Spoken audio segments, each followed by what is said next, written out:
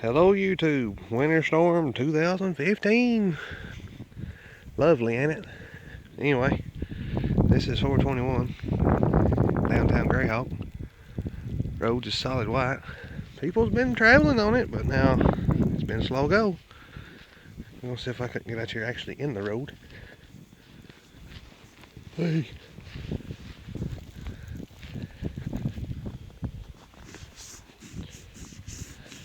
You can see pavement.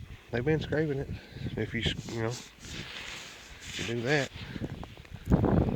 Right there, hits a straight stretch through here, and you can't even see the road. It's pretty cool. I love winter. Not. Anyway, I'm gonna put together a video of how often or how much snow we've been getting every hour, and then I'll put it all together and I'll upload it.